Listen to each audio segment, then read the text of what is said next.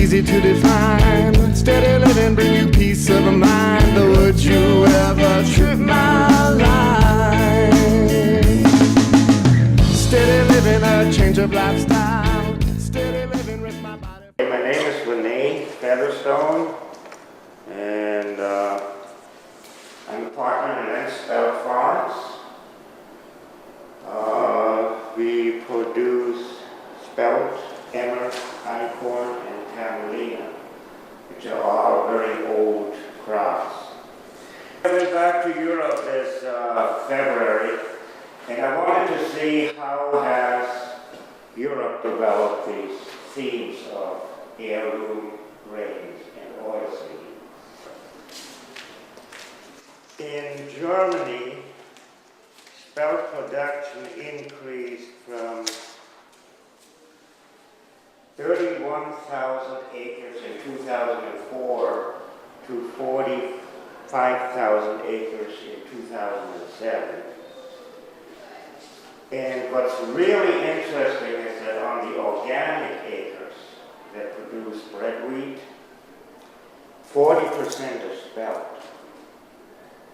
So there's a little bit more wheat being grown organically than Spelt, a lot of Spelt. In this country, it's only like 1 or 2%. So Austria raises 7,000 acres, Scandinavia about 1,000, Eastern Europe about 3,000 acres.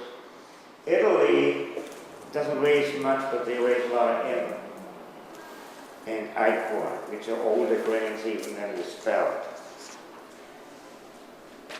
So every store you walk into over there, every supermarket has Spelt items, which is much bigger market than over here. And every single bakery has Spelt bread. And they make this real nice hard crust. You know, it's really good bread. And it's still considered a specialty. There's still more wheat bread on the shelf than Spelt bread. You know, if you want to eat Spelt every day, you can buy Spelt bread every day. And Spelt rye blends are very, very popular. Now, over there, the liquor laws are a little different than over here. And if you're a farmer, you can actually produce your own schnapps. And one of the farmers I visited, he makes really good schnapps out of the dingle.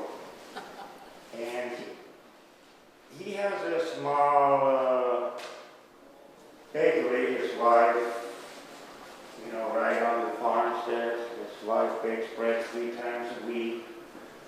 And people come drive all the way out to the farm. It's about 5 miles from the city of Bakersfield.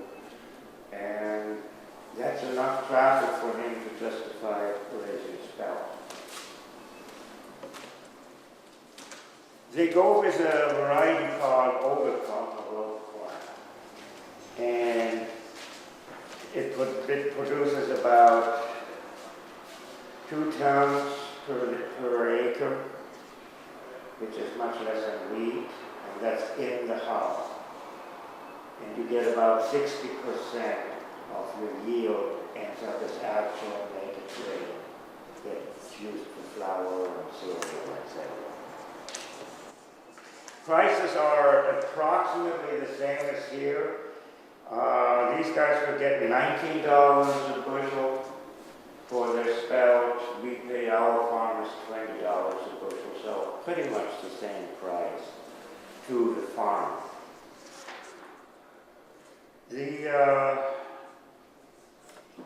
The de-hulling, it happens on, just like the farming, the de-hulling happens on a much smaller scale.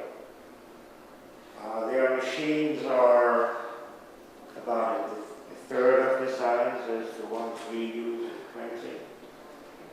And the advantage there is that you can take smaller volume and process.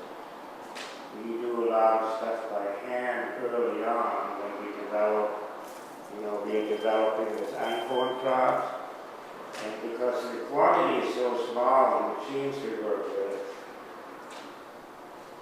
just gets lost, whereas in Germany, everything is small. So,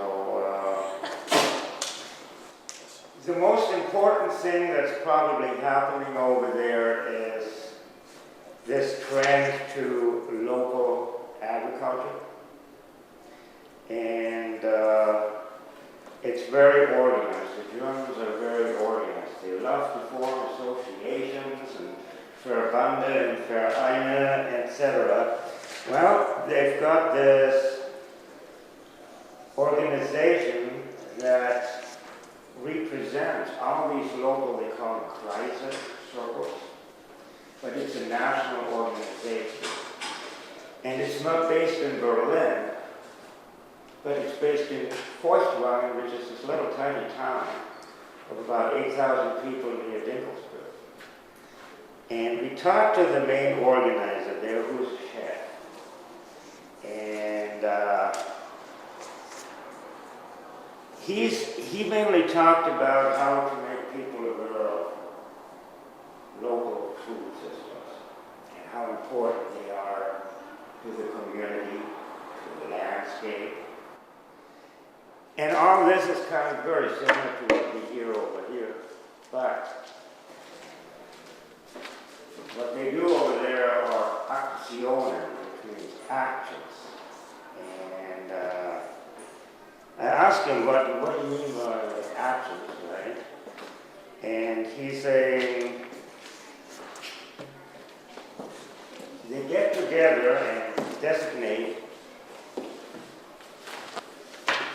designate a whole week countrywide for these actions.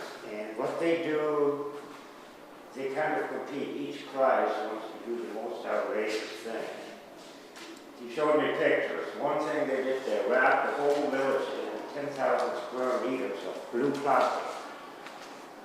And then they called the TV people, and they loved that. And it's another thing they did, they got a hold of these trees, fairly good-sized trees, and they dug a ditch and stuck them in the ground with the roots upwards, and then they lit them on fire. And again, they had a big party around it, and that's the kind of stuff they do. It's just real outrageous stuff, and they get people together.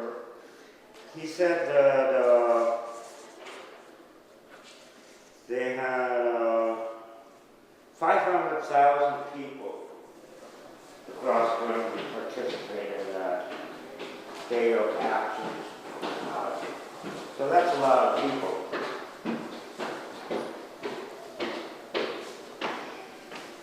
They also advise their growers and their stores that participate in that system. They advise them not to do business with, for instance, the Deutsche Bank, because that's the big German bank that ties it with globalism. And they really don't like globalization over there. So, and they're more effective because they're more outspoken. They really confront people in the city, but in a nice way. And what's politically so nice is he pointed out to me that there is no opposition. Nobody dares to speak out against the concept of local production and local marketing. What are you going to say? So politically, it's a real interesting movement. As far as Emmer, Emmer has a real funny story over there. Back in around 1975, the hunters noticed that the partridges, which is the main hunting bird over there, they were disappearing. So they asked, why is this happening? And it seemed obvious that, the American farming system, bigger, more chemicals, had something to do with it. So the hunters pressured the government to establish a partridge program.